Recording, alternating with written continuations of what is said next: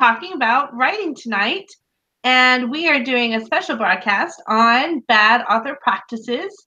Here's my bad joke again, not bad authors who are practicing. We are talking about things you should not do as an author. And we are going to miss Victorine tonight because she is at the Romance Writers of America conference and having the time of her life. I believe she's also teaching a class there.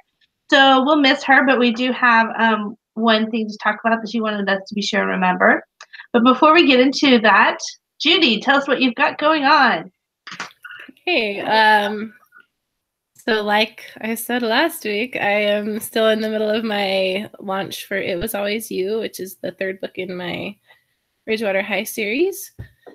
And it's been going well. I released it at $2.99, which is something I haven't tried before, but I've been really happy with the results so far. I've actually been able to reach the highest rank that any of my books has gotten to. So that's been really great. And I'm kind of like nearing the end of my official launching, and I'll be ending it with the free day tomorrow for the first book in my series. So yeah, I'm hoping it will do well, and I will keep you updated on if that goes okay. And then also I've been trying to figure out the third book in that series. I might have said the wrong number earlier. Anyway, so I'm doing the fourth book in that series and trying to figure it out. And I might have a good idea of it now. So working on chapter 3, hoping I can finish it someday. Yay! It's so exciting to watch your numbers go up and your book doing so well. Yeah. And Amy, tell us what you've got going on. Well, I've got a lot going on. Today I started getting tension headaches, and like I can tell I was stressed out today because I started getting a headache. So I just did Marrying a Prince is finished and at the editor. So I decided to do everything that I've never done. Well, actually I've done a pre-order before, but I put it up for a pre-order and I'm going to release it at $2.99. And then I'm going to have a big sale day on the 30th where I price it down to 99 cents and have as many newsletter sends as I possibly can to see how far in rank I can get or low in rank I can get. And I've seen a lot of other clean and wholesome romance authors do this, so I'm going to attempt that. So that's that book. And then I'm going to rapidly release my YA series. So I have that going to go, like I have the pre-order set up. It's publishing right now. I'm going to release it at $2.99 as well. And it's going to go live on the 1st. And in terms of writing, so that's a lot of releases all in a very short amount of time. So I'm trying hard not to lose my mind. But I'm kind of excited that I have the pre-orders because then I can kind of start working slowly on getting all the, store links right and misspellings fixed because that happens. And then so I'm about 12,000 words into rule number 2, which was going to be you can't fall for the school rebel, but I'm actually changing it because they're not really a school rebel. It's going to be you can't crush on your sworn enemy. And so that it's been really, really fun. Me and Judy have been doing a YA book critique intensive this week where we get together, just me and her, and go over our books because we're trying to get them done as fast as possible. And I'm having a lot of fun with this one because they're my favorite trope, which is enemies to lovers. And he is so, I just love my character. He's super fun. It's really good, everyone. I love it. Like I've said in the past that enemies to lovers is not my favorite trope, but I really like it now. She does a really good job. So just so nobody feels bad for me being left out, they did offer to let me bring my fantasy story over. But I didn't force that upon them. I just let them have their little YA fun.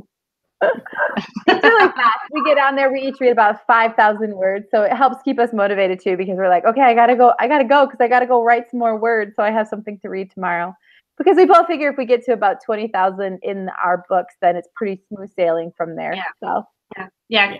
We are all growing as a critique group and have definitely learned that the critique is the most helpful at the very beginning, and then we move on to finishing it up and getting it to beta readers or editors after that. So I thought about, since I was a moderator tonight, just skipping over what I've got going on, but I'll give a brief report.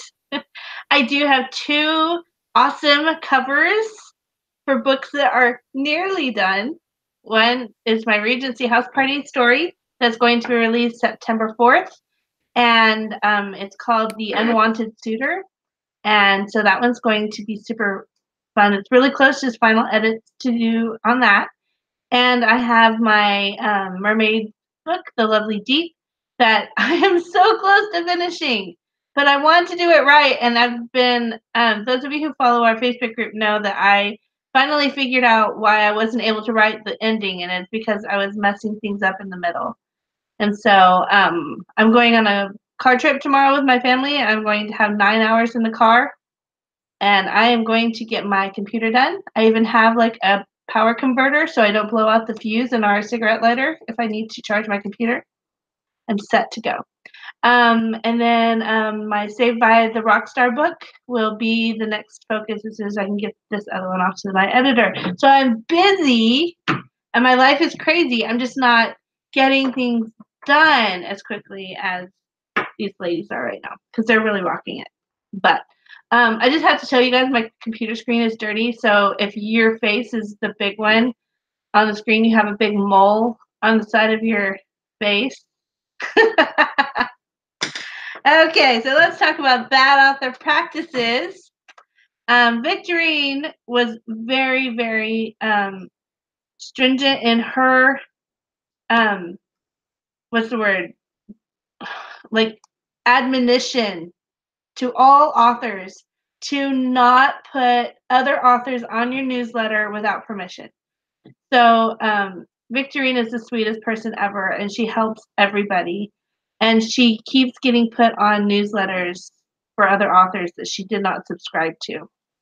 And so just for all of you who are starting newsletters and maybe aren't really caught up on the do's and don'ts of newsletters, you do not add people to your newsletter unless they have subscribed to it. So you may want to add anything about that. Should we talk? Our first author bad practice should be not showing up to your podcast. Which we all are guilty of, except for Judy. Judy is the all-star. Well, except I might be gone the next 2 weeks, so I won't be good for long. We'll just have to put like a bobblehead thing of you right here to be like, Judy says this.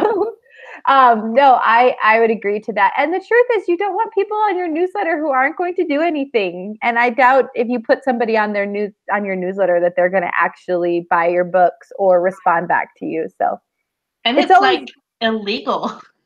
Yeah. Oh, yeah. Well, that's true too. But I think about like our Writing Gals Facebook group, and I pride myself in the fact that every single one of the people that are there wanted to be there and asked to be there, and that's the people that are going to be the ones that are going to be responding back to you and being, contributing to things. And I think in this day and age with lots of Facebook groups and lots of emails and things like that, you want people who are going to be genuine to want to be there. Because if not, there's no point in paying to keep an email there that doesn't want to be there. Yeah, and you're more likely to get marked as spam. Yep. So, it's just not very true. No, don't do it. Do not do it. That will be our creed for the night. Do not do it. And speaking about our Facebook group, we are excited because we're getting close to 1,000 subscribers or followers on our Facebook group page. And so if you're watching this podcast and you're not one of them, you should go find us at just the Writing Gals on Facebook. So should we talk about?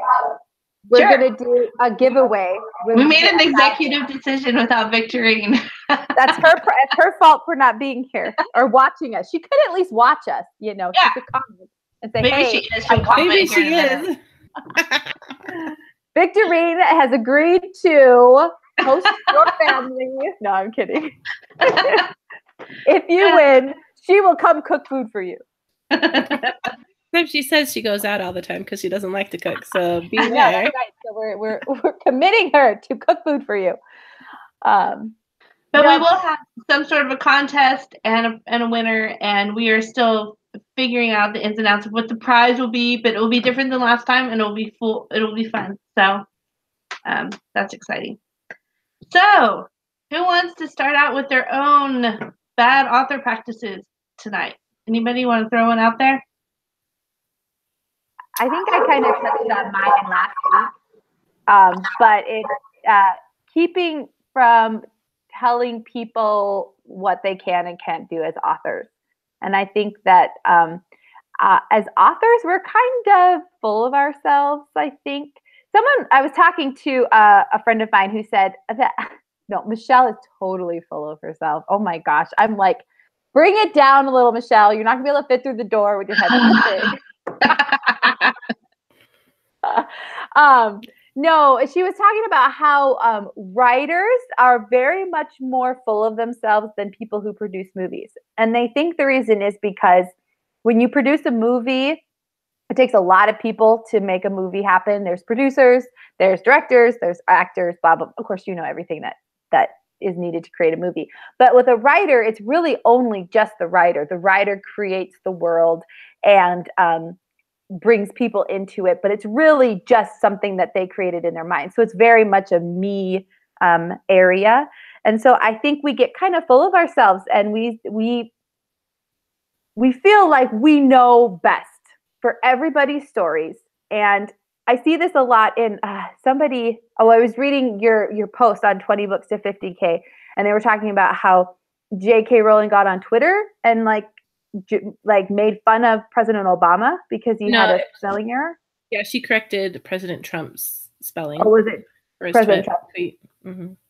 And she's like, that's not cool. And I was sitting there, I'm like, I doubt I'm a very influential person. I haven't had millions of people read my book, but you become a sort of figure in society, and people are going to look up to you. And if you're not watching what you say to people, or you tell them yes or no, you can or can't do that, you can really hurt people, I think, and their creativity.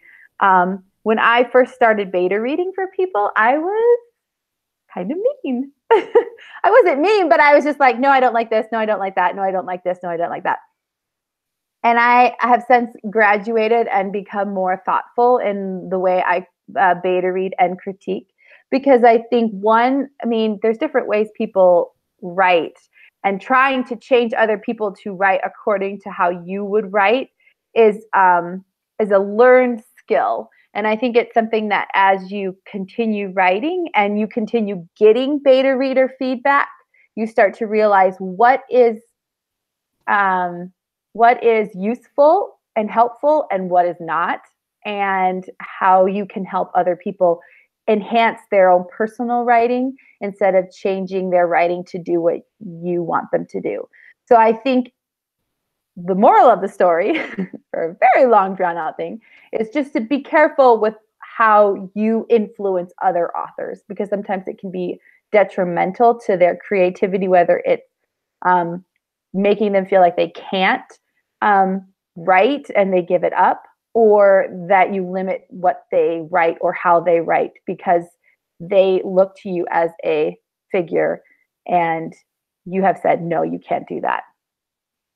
Yeah, and kind of along with that, I think, you need to be watchful of what you say about like other books that are published. Like I've, heard other big name authors bash another author's work and, just say it's, bad writing and all that. And it just doesn't make you look very good, especially when that author has like millions of fans who love it. So just think about what you're saying before you say it. Yeah, and I'll piggyback off that too. You're getting into really dangerous territory when you're reviewing other authors. A lot of people like to review, and I totally get why, but you really do have to be careful what you're publishing yourself. It can become something that's seen as a smear campaign or something like that if you're leaving negative reviews. If you're leaving positive reviews, it might start to look like you're just wanting them to leave positive reviews for you. I mean, there's a whole lot of trickiness that ends up happening. And the writing community is small. I mean, there's a lot of us, but word gets around and people know people, and you want to be really, really careful what kind of vibes you're sending out into the writing community, and make it positive, make it supportive.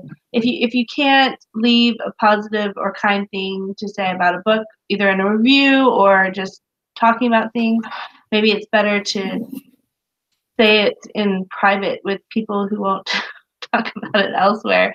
We'll talk more about our private chat tonight, I think, when we go into reviews we've received. But for example, I did get a review one time that was a little shocking in what the person said, and we discovered that it was not only someone that I knew, but it was another author that I work with. And they thought that they were anonymous, but they weren't. And it just kind of sends out really kind of negative vibes, because then it's hard to do newsletter swaps and beta reads and all different things with people that you know have said those things about you. Caused hurt feelings. You guys want to talk about anything else that's kind of along the same kind of theme? Well, and I would say for Michelle, it wasn't that she had reached out to this person that she knew. This person found her book probably either when she was giving it out as a advanced reader copy, or if it was free. I can't remember when they had access to the book and on their own, and reviewed it in that sort of way. And it's kind of just bad etiquette if you are an author and you're friends with another author and you decide to take the review to Amazon. I mean, I believe that you should say what the book, if you really, I'm not trying to stifle anyone's reviews, but if it's going to get to that point where you're going to write something about the book that really wasn't even true, or maybe you had misread it and you knew, it's kind of like saying, oh, Amy's book had sex in it, when I try to pride myself in the fact that I'm a clean and wholesome writer or author. So that right there is going to tell people that I'm not true to my word. And so if a fellow author reviewed that about my book, I would rather them contact me first and explain to me where they felt I had stepped over that line, where I could either explain to them that it didn't, or go in and fix it, instead of taking it to Amazon and reviewing it there. So I think there's some back and forth about, if I read an other author's thing and I want to give it less than a 3-star review, then I contact the author personally. And I think that's really only, I think that's a fair thing to do, because it's kind of that, where would you want to be? What would you want to have happen to you? Do unto others. Kind of thing.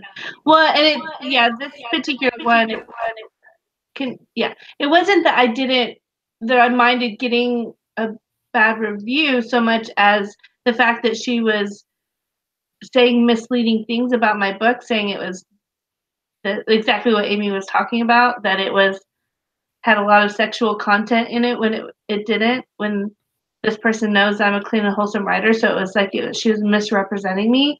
And that's where the problem was. It wasn't even that she didn't like the book. Like, she can not like the book all day long. But, when an author has a product up for sale, they're trying to have it represented to the reader. And then someone who could be, like writing in the same genre as them is representing it as something completely different than it is. It seems like a tactic to bring their book down, rather than this wasn't for me, or I didn't care for the writing. That's a completely different thing than what I'm talking about. But like Amy says, it's just generally a good idea, if you're an author and you're reviewing books and you can't say anything positive about a book, to possibly consider contacting them in person and letting them know where they could improve it, or what you thought about it, Or you can just, follow Thumper's rule in Bambi and say, if you don't have anything nice to say, don't say anything at all. Yeah, nothing says you have to review anything. Mm-hmm. So this is just kind of opinion stuff tonight, but that's where we are on that.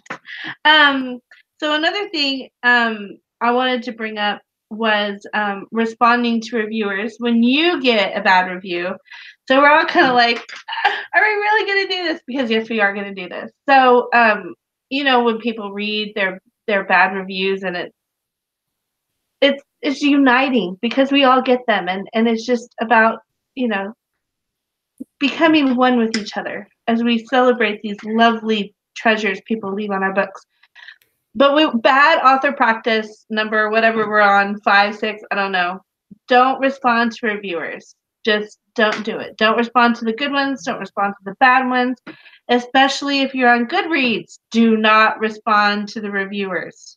Do not. You can start World War III over there by responding to reviewers on Goodreads. It's just not good etiquette. It's not professional. The reviews are not supposed to be for the author. They're supposed to be for other readers. And if the author starts intruding on the reviews, then it changes the way people review books, and it intimidates people sometimes. And it also makes them feel like, like you're being really, what's the word I'm looking for? Reactionary, or that you are being defensive of it. And so we are going to each read a bad review. Hey, did we ever find Victorine's? No? Okay. So Victorine has one. Amy, you should probably tell it first. We'll just lightly touch on it. Victorine's famous or favorite review of all time says something to the, go ahead, Amy, the gist of it. It basically said that the reader was waiting for the main male character to start his period because he was so emotional or whiny or something like that. We all think she should frame it. I think it's an awesome review. She should use that as ad copy. Yeah, an editorial review. So who wants to read theirs first? I can go. Judy does. Okay. Yeah, okay. I'm like, oh no, everyone's going to think this is true. I know, it's so awful. Oh, okay. So this is totally not true, everyone, okay? Before I read it.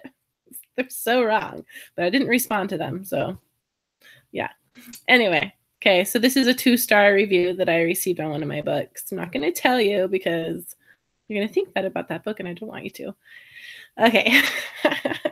Okay, so the idea is interesting enough, but the writing was just so dull, nothing ended up sticking. I connected to no characters, even the ones that had reasonable backstories.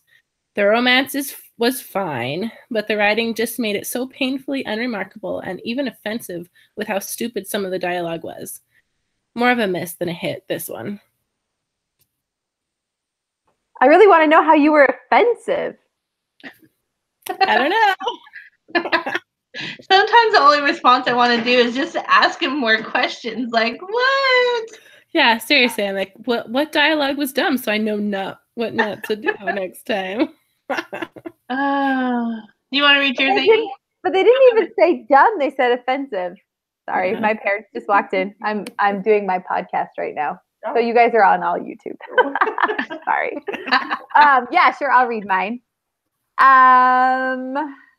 Oh, this one was good. I have 2. I'll read 2. This is on my first Billionaire series. Book. This was my first ever clean romance that I attempted to do. So it says, I read half of this and was enjoying it until Mr. Billionaire decided to go complete idiot.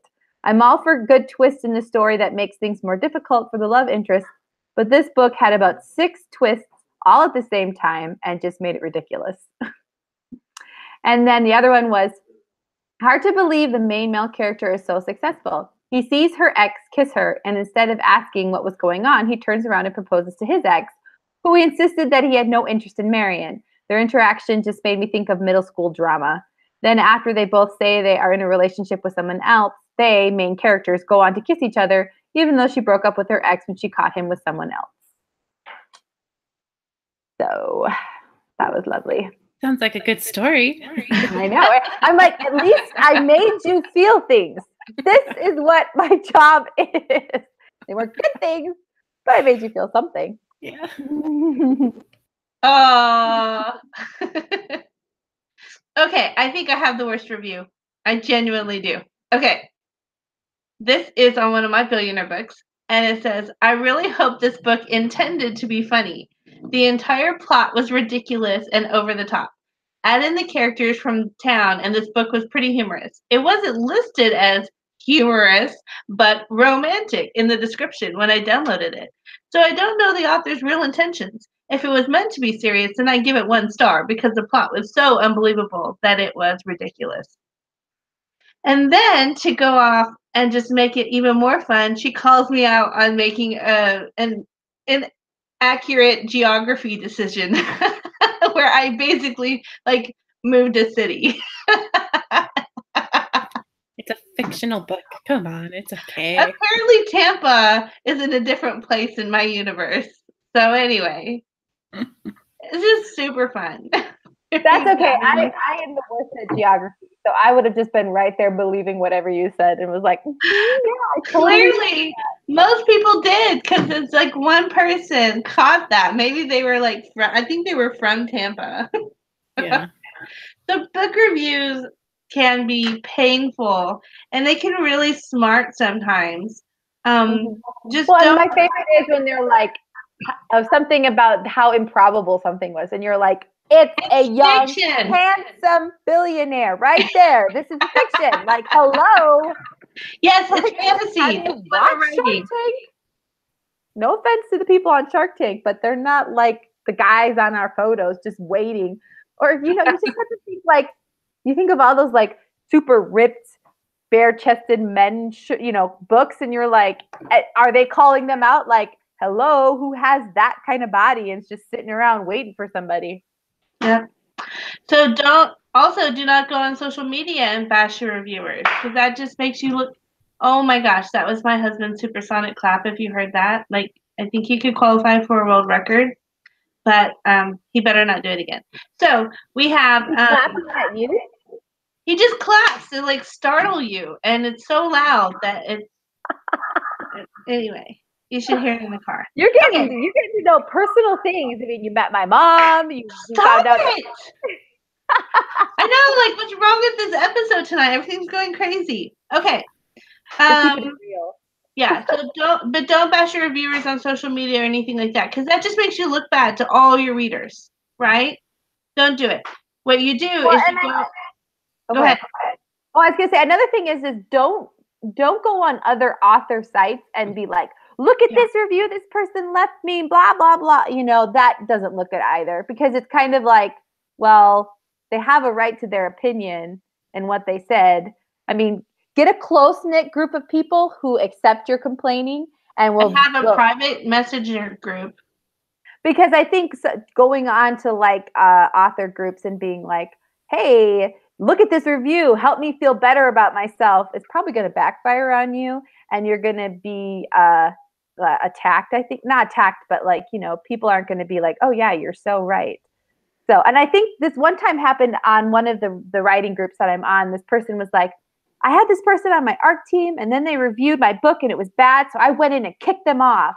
And and people were like, well, that was kind of silly. Like they could like your other books just because they didn't like that one doesn't mean. And it just seemed kind of vindictive that you were like, I'm going to go find your email. I'm going to kick you off my team, you know? And then you post about it on your group. Like, what, were we supposed to give you like a high five and a pat on your back? Like, yeah. So like, clearly I can't post bad reviews about this author that I'm supporting here. Yeah. And it also delegitimizes your other ARC reviews if you only allow people to have it if they review you positively. So let's move on to I've got a long list here, guys. Spamming on author groups or reader groups. Oh, even worse is on reader groups. So all of us are trying to sell our books. And when everybody first starts, and I think we're all guilty of it to some extent, you're just desperate for anybody to buy your book. And so you go and try and tell everybody, and you go on and join a million groups and start posting things about your book. Do not do this. It annoys everybody on there. You will not get sales from this. You might get one or two, but it is not worth the bad, you know, karma that you get from just spamming everybody's group. You need, if you're gonna be part of a group, go on there and be part of the discussion, be part of the group for a while, and look for opportunities to share something about your book, because usually groups do offer, you know, opportunities to share about your book eventually, or ways that you can do it. So just respect the rules of the group, and be good. Yeah, and like if you like, it's okay to share your book like when you have a new release in this groups that are specific for that. Like that's fine, but don't do it like every single day. Do it when you release and then stop. There's this author that I am friends with who I've noticed has joined a bunch of other groups that I'm in, and every day I have like 5 notifications from her in all these different groups, and I was like, oh, yeah. I don't know if that's working for you. Yeah. Well, when I was studying how to release a book, Chris Fox talks about how you should join groups on Facebook, but to make sure that you originally start as a visitor and not a salesperson. So you go on, you respond to other people, and don't be like, haha, I agree, or yay, or you know what I mean? Like add good important information that the other people will be good and people will be more receptive, because there's a lot of groups that are for promotional, but they say do not drop your post and then leave. And so make sure that you are adding to the atmosphere of that group, or all your promotions will just get, you know, flushed down the toilet. Nobody's going to see you or care. And so I think being a contributing member of something, and it's the same as even if it's not buy my book, it's swap newsletters with me. And if all you do is go on and say, add my book to your book, your newsletter, but then you never offer to add it to other people or add other people to yours, then you're going to lose a lot of writer support, author support very fast by doing that. Yep. Amy, Judy, either one of you want to pop on with the next bad practice? Do you have another one you want to talk about? Or should I go to my list? Yeah, I have a nice long list. Go for it. So one of them is like, don't ask to be critiqued, hoping just for a nice pat on the back, and then be unwilling to make any of the changes that are suggested. And I know it is hard because I've probably done this a lot. They're probably like, yeah, Judy, you do this all the time. But yeah, we all want to have people say that our books are amazing because that's why we write them. We want people to love them.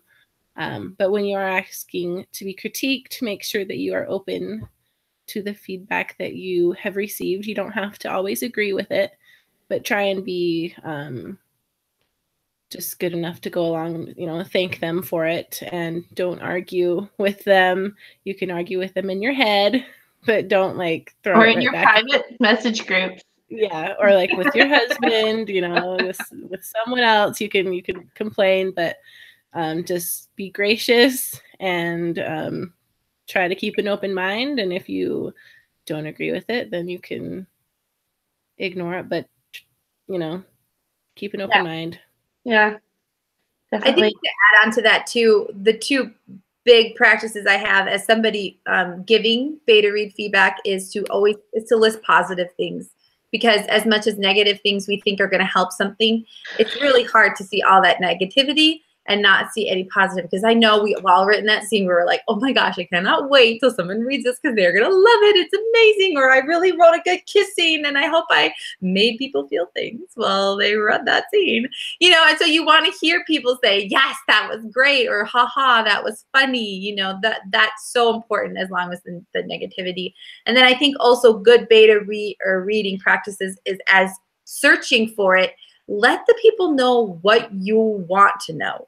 So if you're like, I think my story's fine, just tell me a small little bits here and there, what's the problem? Then let them know that, because there are some people who are going to take time and effort to read and to think about and to critique your book. But if you're like, I'm not going to make those changes, then let them know that so they don't waste their time. Because we're all authors, and we all, when we're beta reading, it's time away from our books.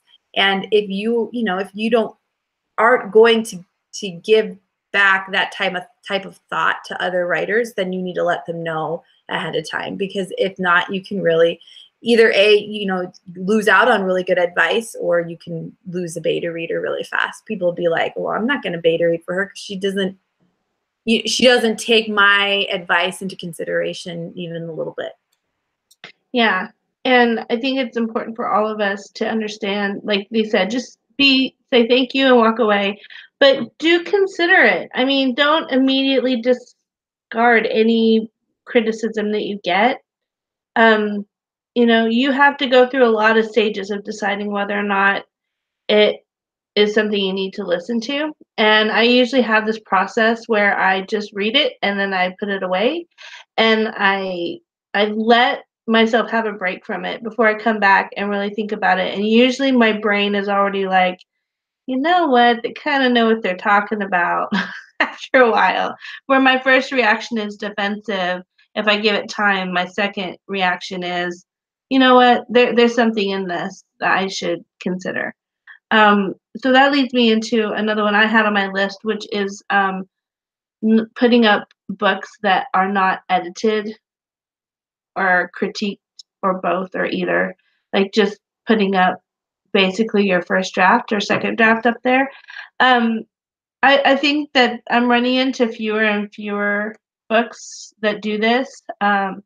I pick up a lot of indie books because I really like to support indie authors. And I hate that the indie world or self-publishing world has such a bad rap, because I know so many professional people who are putting out amazing products.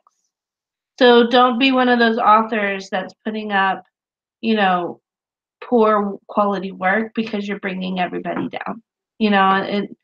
It's really frustrating to me that all of us are painted with the brush of the ill-advised few or many, who do put up unpublished work. And I actually have known people who have literally put up drafts that they did not get edited because they thought they knew better than anybody else. And so don't do it.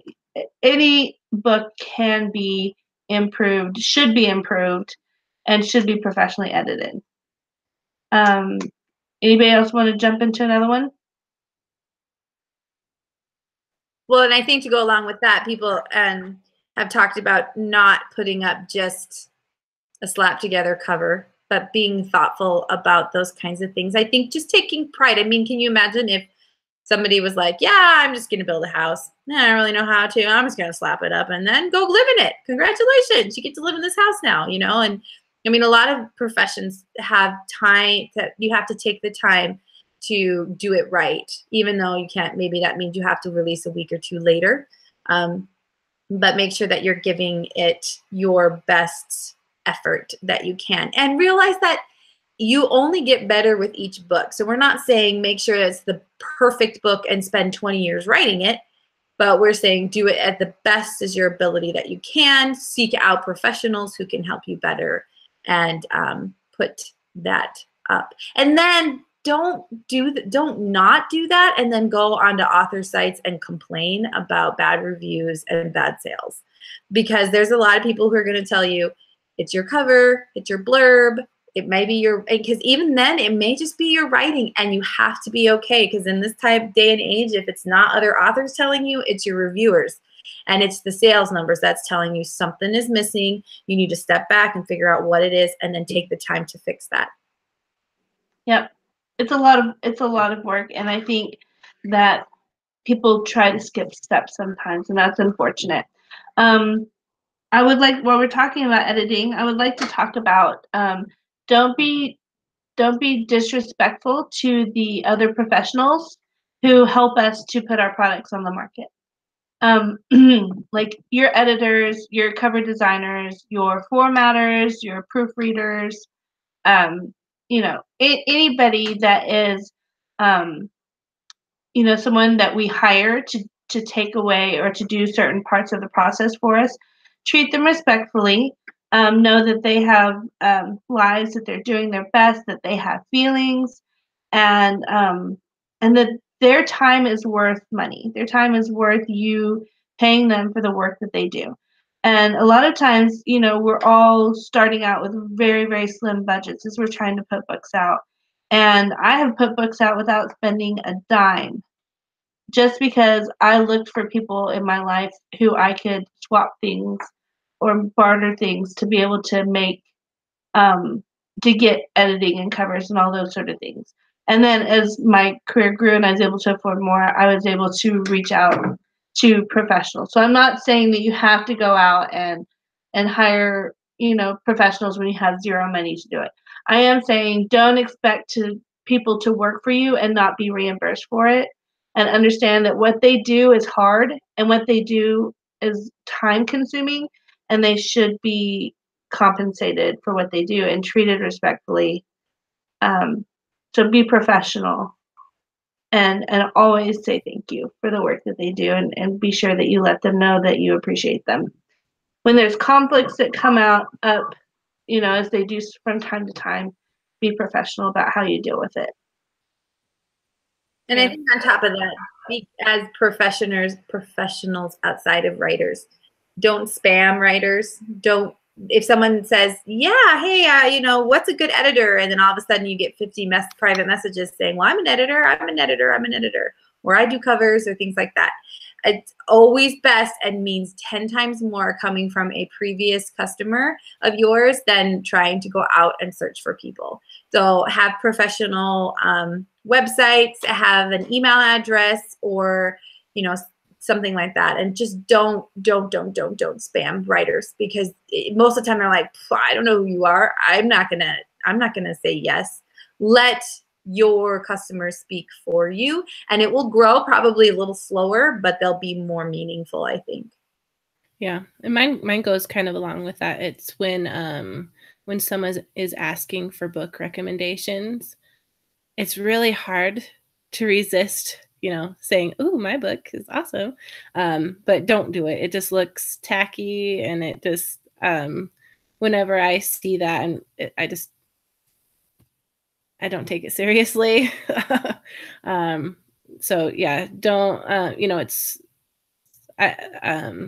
It's okay, to maybe add some other recommendations in that, and then maybe mention that you write too and whatever, but don't just give them a whole list of all your books and say these are the best books in the world, because no one's going to really take it seriously. Isn't it so hard? Like, we have to sell ourselves. We have to be salesmen to a degree, but it's so hard to strike the right tone. And it's something that I think all of us are struggling with and trying to find how to do it. And I think that that's one of the beauties of writing to market, because your books sell themselves if you're writing to market. And I know a lot of people don't want to write to market, but I will say that for those of us who do, that's one of the benefits of it, is that you don't have to go out and find readers. Readers are going to be able to find you a lot more easily. So I wanted to talk about something that's a little bit funny. So we all know plagiarism is like the worst sin you can commit in the writing community. So don't plagiarize people. And people do that, but I'm sure none of our listeners or followers are going to plagiarize anybody else.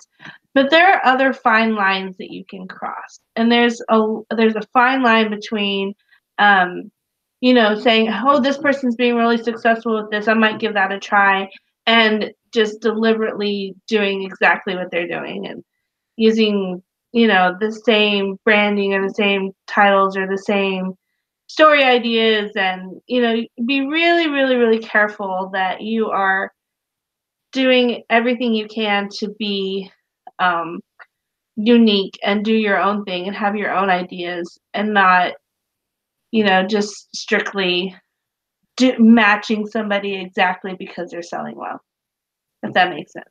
That they'll notice it's in bad taste, so try not to do that. Yeah, and it can make authors less likely to share when they are successful, because nobody's going to want to share your book when it's exactly like theirs. Well, and I think too, especially if any of us writing gals or any group that I'm a part of, people post their successful posts. Here's what I made, and there's two problems that can come of that. One is that people will say, oh, okay, let me look at their book. And, oh, okay, this is what they're writing, and I'm going to write exactly that same thing. Or I'm going to follow them throughout their career and just put out a book a little bit later, but exactly like that.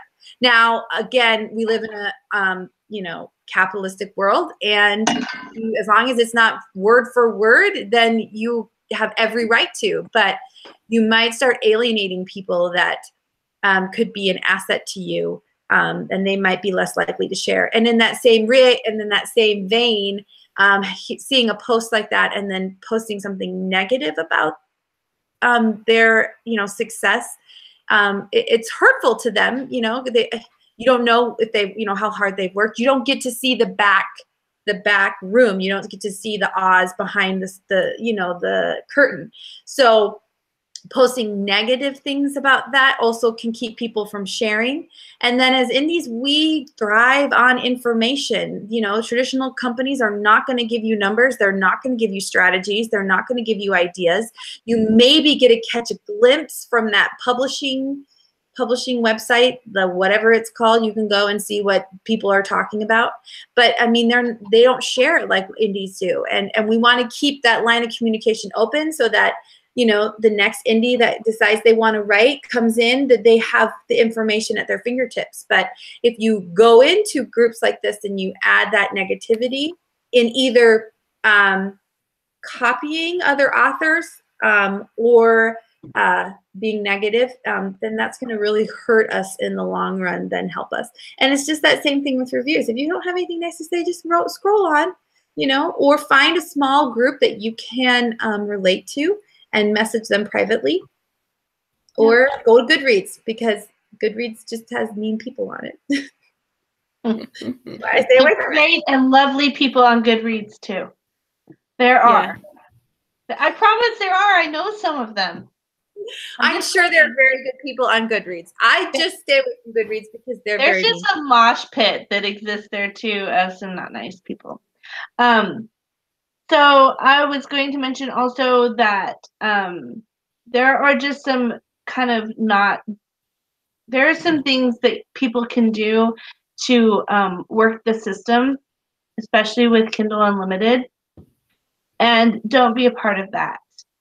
So don't stuff your books with, tons and tons of, there's so many scams.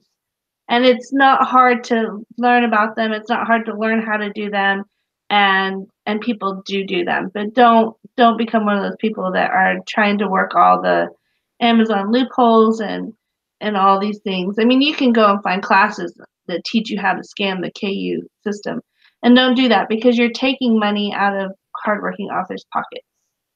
So and you can get caught, and it can end your career. So. Yeah. So don't do it. And let's talk a little bit about competition. So many times it's really hard to forget or to get caught up in this whole competitive world, because we're always trying to sell, and then this person's selling more, and so we can get really competitive. It's kind of what Amy was starting to talk about, as far as how we are reacting to other people's success. And jealousy is such a big problem. All of us are going to experience jealousy at some point. I recommend reading Bird by Bird. Is that the name of the book? Yeah. I think so. Yeah.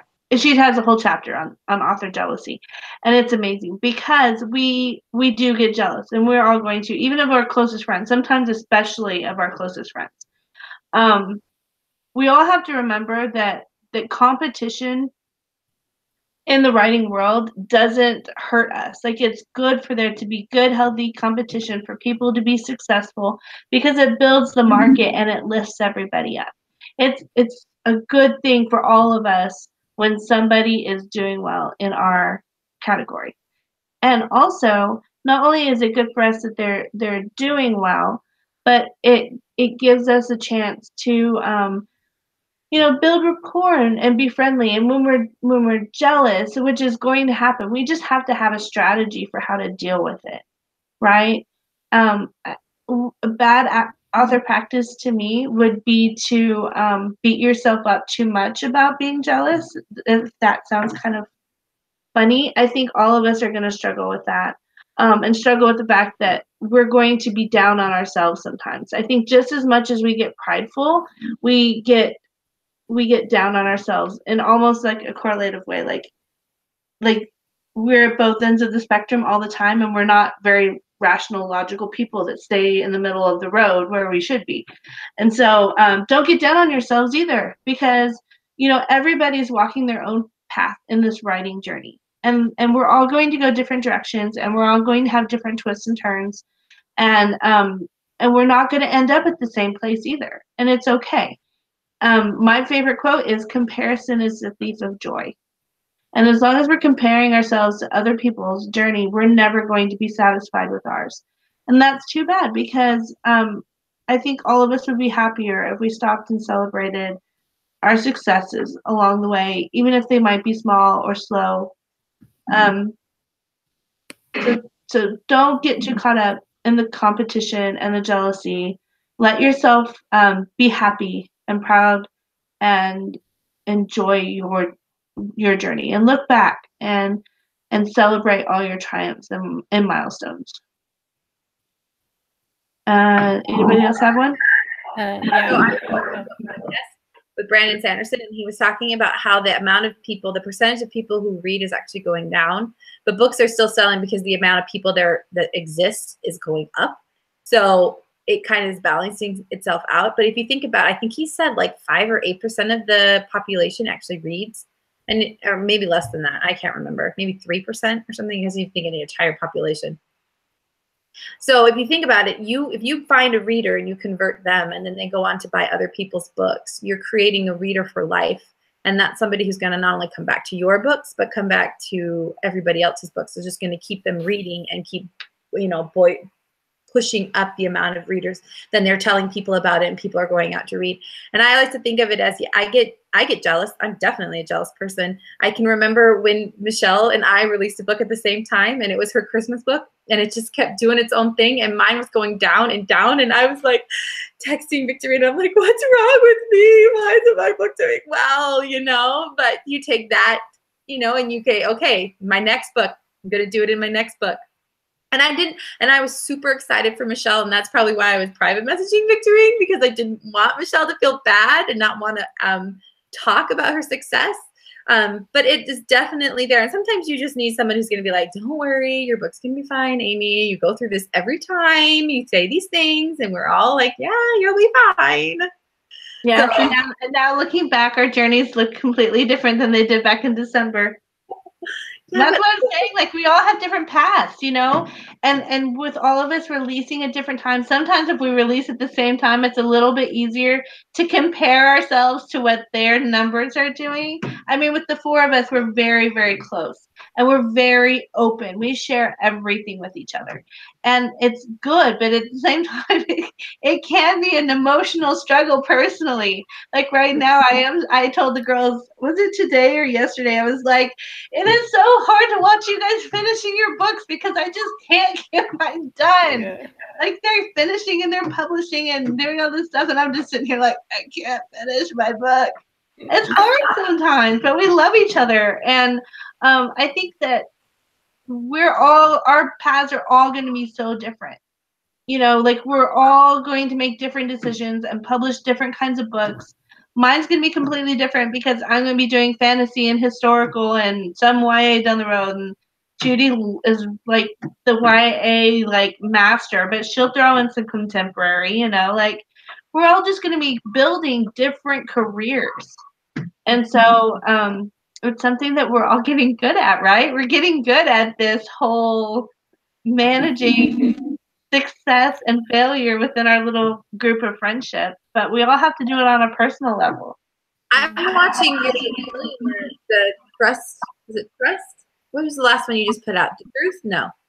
Oh, it was Trust. Yeah. Trust. Yeah. And I'm like watching your reviews, and I'm like, man, you are doing amazing with your reviews. So even though my book got a little higher in the store, I'm just watching you and being like, okay, what's wrong with my writing? How come I'm not getting all these amazing reviews. So even success is determined differently to different people, you know? And so you see those kinds of things. But I think what's important with learning with, you know, and this is where sharing comes into play, like taking that frustration and saying, what can I learn from it and how can I make myself better? And that's exactly where, if it's buying the book and reading it and going, oh, okay, so this is what they did, and maybe this is something I can add, not copying and not plagiarizing, but finding how they're doing it and what's making it better. And then finding your own story. It's just that same thing. Like as soon as we said billionaires were selling, everybody started writing billionaires. And now it's getting a lot of billionaires out there. And I said, well, I wrote Fake Marriage. Now that's doing well. And so I'm like, but don't everybody go out and just write a fake marriage series. Go find a trope that you love, whether it's enemies to lovers, second chance romance. You know, it could be May, December. Who knows? Go out and write the best book you can in a trope that you love, and put your own spin on it. Make it a well-written book with a good cover and a good blurb, and it will most likely sell. I'm not going to say it will sell because I don't have that glass ball, but you know, make sure that you take these feelings of jealousy that you have and you make it work for you. Exactly. And I think all of us are going to get better and better at being able to support people. Like, I'm not talking about like the four of us necessarily, but in our Writing Gals community. I think I don't want our message to get lost, you know, as we get more followers. And we share our successes and we share our numbers. It's like our foundational concept as a group. The reason we started this was we wanted to be open, and that was our first podcast ever, was sharing our numbers. Like don't ever get discouraged on our group, because there are authors on our group page that are way outperforming us, like way outperforming us, and we're not here, you know, because we're making the most money ever. Amy's getting pretty close. Amy is getting really close. What we're saying is, like, you can make a full-time income doing this, and that's what we're talking about. It's like we are learning, we are experimenting, and we are going to be open with sharing what we learn, so that you know you can do this too. And so we really want our community to be one of support and one of encouragement. And so don't ever get down or discouraged if you see where this person is having, you know, a crazy launch or making a lot of money this month. That's something that should be encouraging. Like, this is possible.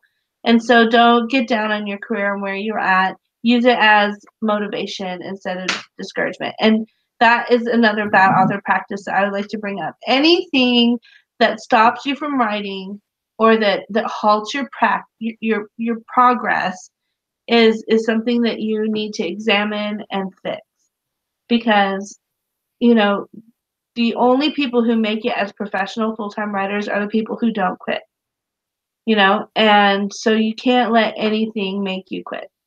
Nothing. Not bad reviews, not poor sales, not people telling you that your book stinks. None of those things should stop you. Use everything as a stepping stone in the direction you want to go, and making yourself better.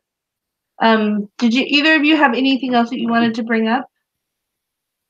There was one little thing that I hadn't thought of, but when I asked on 20 Books to 50K, someone had posted this, tagging other authors on Facebook posts that are self-promo by my amazing book, so that your post shows up on their news feed because you tagged them. I never even thought to do that. So. People are crafty. I know. Don't do it, guys. I didn't just give you a good idea, okay? It's like all the murder shows my husband watches, and I'm like, you're just telling people how to go out there and do it right, not mess up. They only found out who the murderer was because of this stupid thing they did. Well, maybe if I just don't do that stupid thing. Okay, we're not trying to tell you how to scam people or how to be, you know, not nice people on social media. Do we have any people commenting on the live feed with anything that they wanted us to talk about? Well, I didn't have a question today, but Kelsey Stelting asked, or she said, I think it's hard to tell early on whether or not your stuff is ready and whether the advice you're receiving is helpful. So I think since we talked about you should be listen to your beta readers, how do you know if it's good though? I mean, sometimes I get like suggestions and I'm like, I'm not going to do that. So how do you know as a starting out author what is helpful advice and what's not? I think you definitely need to get feedback from multiple people at the beginning. And if a lot of people are saying the same things, then you should probably listen into that. Yeah, it's always funny. I do like to use a lot of beta readers for the most part. And sometimes I've had up to like 19, 20 beta readers on a book. Not because I planned it that way, it just ended up that way. And I like to compile everything into one document. And so sometimes it becomes painfully obvious when I mess something up because everybody's jumping on me about it. And I'm like, okay, I will be fixing that part, you know. But it definitely is true that, you know, sometimes you're just going to have somebody who has a perspective or a filter or a bias that's going to make them read something a certain way. And it doesn't necessarily mean you need to fix something. And that is always hard to tell. And that's where having multiple perspectives and opinions coming in is helpful because then you can kind of take out the outliers, the people that nobody else is agreeing with. But I think another way for you to know if it needs to be considered is whether or not it's taking you in a positive direction with your story. You know, sometimes we don't want to change something just because we're married to our first idea or something like that. But I think that all of us can learn, and it is a skill. It's something that you learn how to determine if something is good advice or not. Because there have been occasions where somebody has said something that nobody else said, and I'm like, oh my gosh, they're right. And that's where your author instinct comes in and the knowledge of your story and where you want it to go. Is sometimes something just resonates with you. And if you're something that hits you, then that's the way you should go about it. Another thing I've heard, and I agree with it to some extent, is sometimes when people are telling you specifically how to fix something, then don't take it for gospel that you need to fix it in exactly the way they say they need to fix it. But sometimes it's just a kind of a clue for you that something's not right about that. And the answer, the solution might actually be different than what they're suggesting. So don't necessarily take, you know, all the feedback as something that you have to abide by. Just take it as sort of like a little bit of a spotlight on something where you can look closer at it and decide what you want to do about it. And sometimes you just don't know how things are going to go over until you publish and get reviews. And then it's all about the next book, right? So that's why beginning authors are going to have a more difficult time than more seasoned authors, because we'll have had a lot more reviews along the way that will tell us what works and what doesn't. Sometimes it's all about your genre and your market and how well you know your market. That alone can tell you what decision to make in your editing. Well, and I think it goes back to the swapping idea.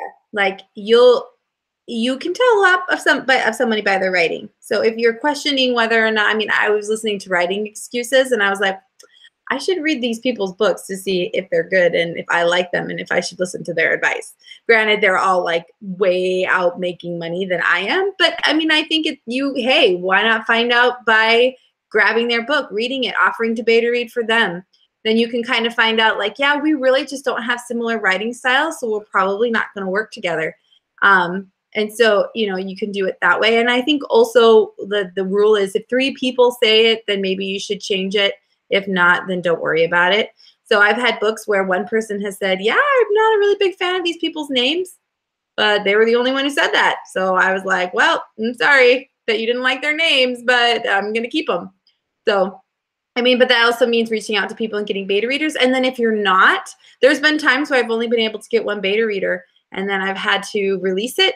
And I was like, you know what? I'm going to release it. And this is not the end of my writing career. So if it flops, then I'll be okay with that because at least I know why.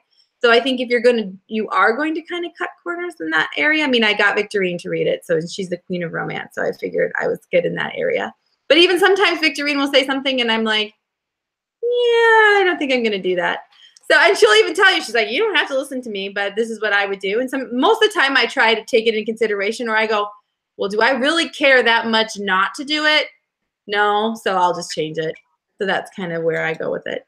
I do that too. Like if I am not really, really against something, then I'll be like, okay, fine, I'll just do it. Like if it's not earth-shattering or doesn't change my story and I don't care that much, I'm like, maybe they have a point and I'm just not clear-sighted enough to see it. So sure, I will take this adverb out, or I will make this best friend not so annoying, you know, that kind of. Yeah. Or I'll try to find like an easier way to do it. Sometimes I'm like, oh, that's gonna take forever. So I'll try to like, or I could do this and problem solved. So yeah.